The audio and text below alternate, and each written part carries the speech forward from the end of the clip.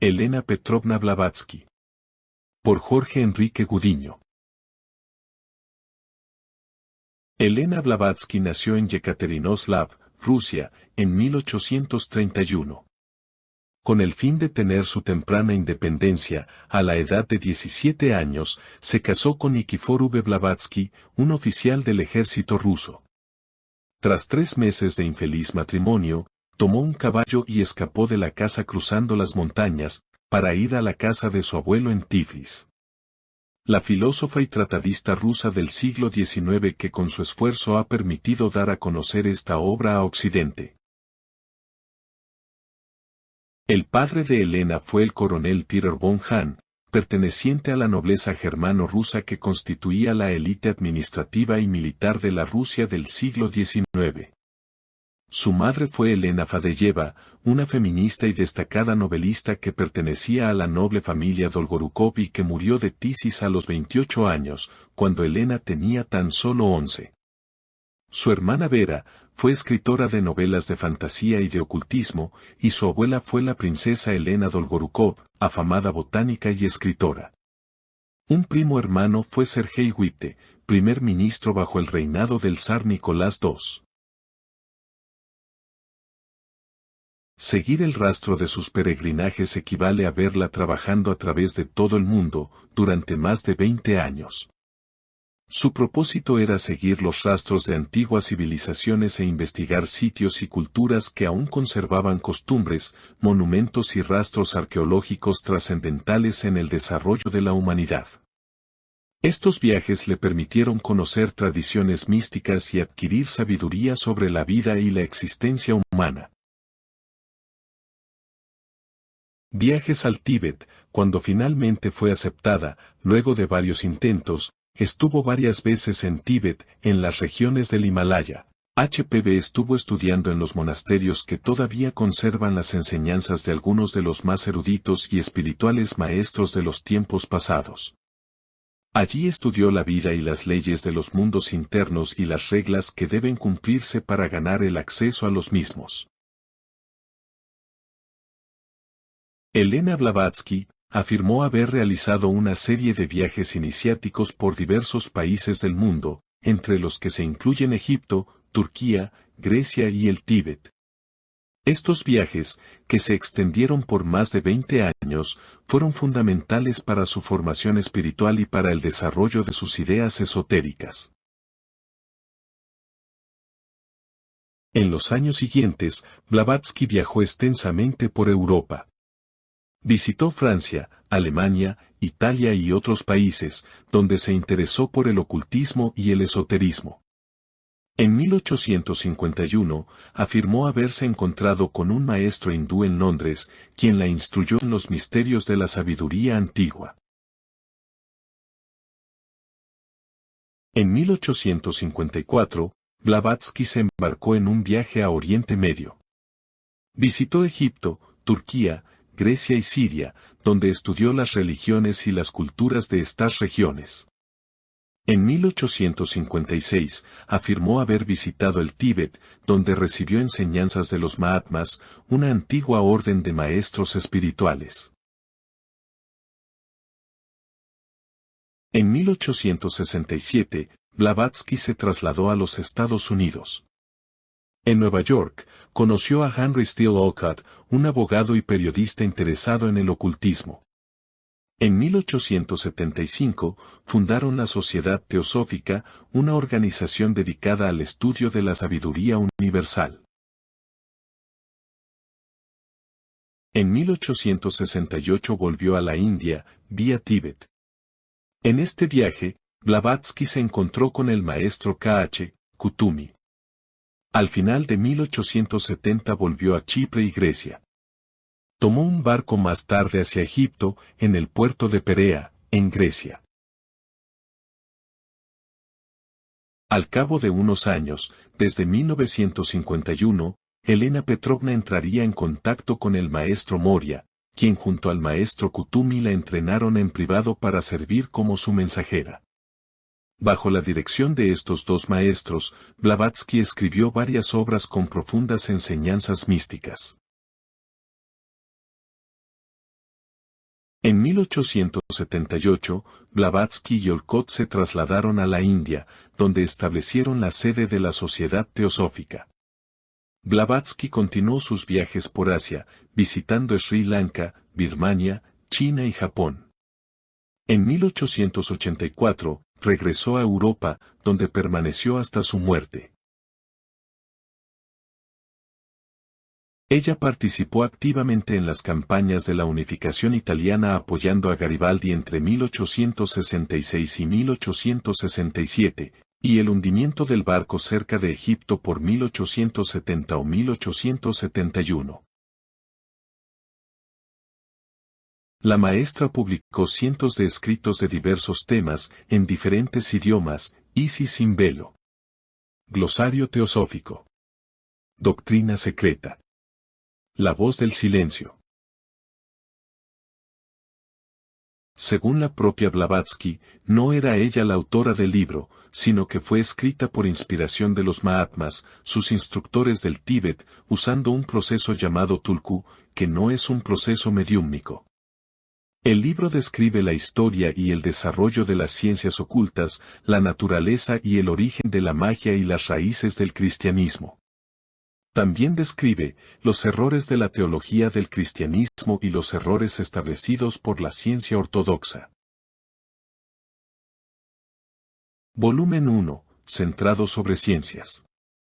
Trata de mostrar cómo la ciencia puede llegar a ser tan dogmática como la religión y traicionar su propio método científico, negando lo espiritual sin pruebas científicas definitivas. El volumen 2, sobre religión. Expone la manipulación de las religiones, centrándose en cómo y dónde se ha desviado de sus orígenes. Además sigue el rastro de las doctrinas de los místicos y de los filósofos más respetados, enlazándolos con una raíz espiritual común. El glosario teosófico es una obra póstuma de H. P. Blavatsky, de la cual la autora solo llegó a ver las primeras 32 páginas de prueba de imprenta. Contiene una inmensa cantidad de términos sánscritos, tibetanos, palís, caldeos, persas, escandinavos, hebreos, griegos, latinos, cabalistas y gnósticos. La doctrina secreta es una síntesis de ciencia, religión y filosofía. Después del fallecimiento de H.P.B., la Sociedad Teosófica publicó otros que comprenden varios artículos de ella, quedando 3 volúmenes, que según la edición, como la de español, también la encontramos en 6 volúmenes: Cosmogénesis, Simbolismo arcaico universal, Antropogénesis, el simbolismo arcaico de las religiones, del mundo y de la ciencia, Ciencia, religión y filosofía, Objeto de los misterios y práctica de la filosofía oculta. La existencia de un principio omnipresente, la deidad única, en términos absolutos o sin raíz, eterna, sin límites, inmutable y que no se ve, porque su comprensión va más allá de la capacidad de la inteligencia humana, y que sigue siendo no expresable, la eternidad del universo que pasa por ciclos de actividad e inactividad que se repiten en sucesión sin principio ni fin.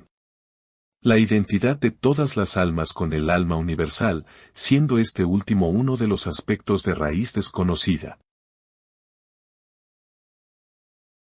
El libro de Cosmogénesis explica el origen y la evolución del universo mismo, en términos derivados del concepto hindú de desarrollo cíclico. Blavatsky intentó demostrar que los descubrimientos de la ciencia materialista habían sido anticipados en los escritos de los antiguos sabios, y que se demostraría que el materialismo estaba equivocado.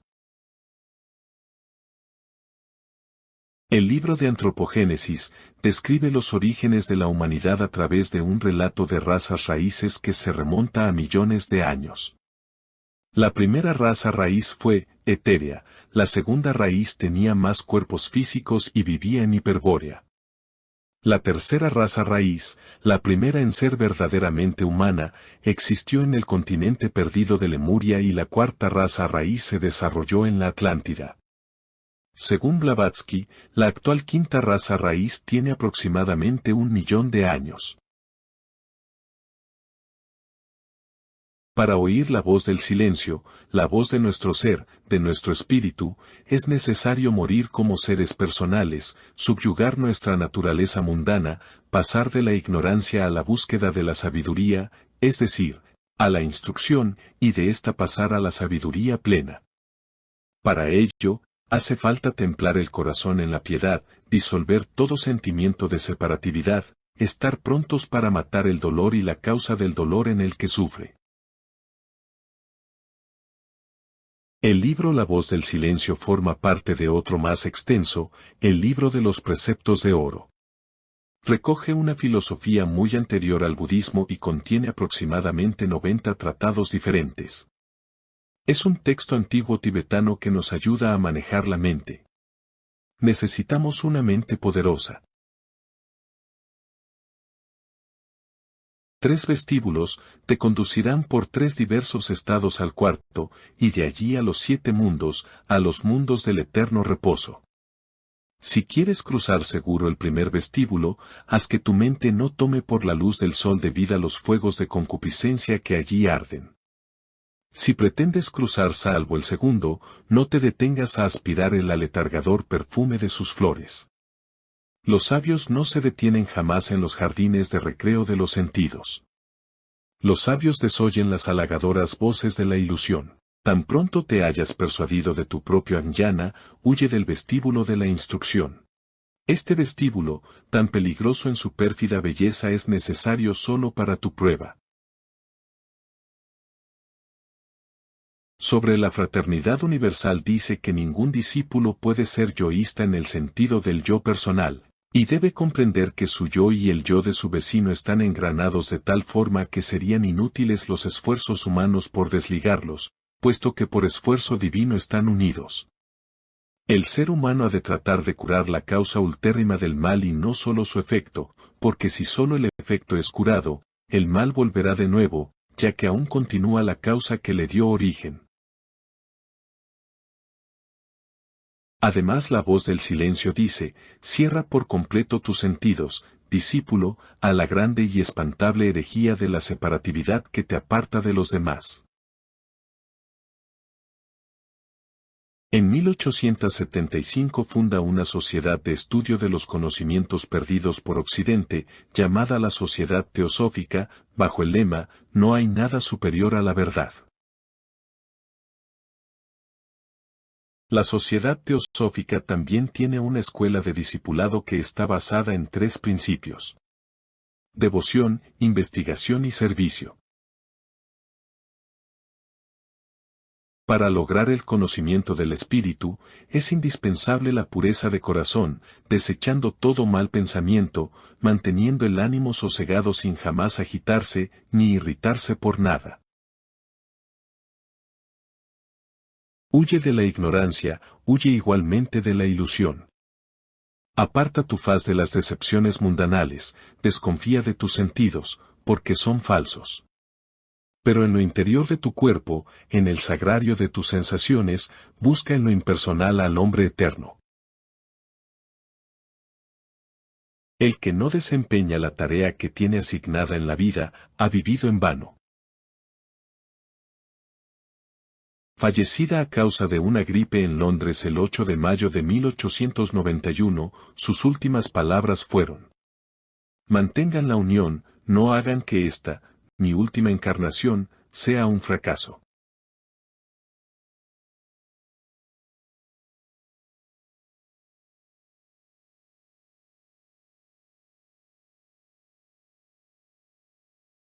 Suscríbete a nuestro canal y mantente actualizado de nuevos videos culturales.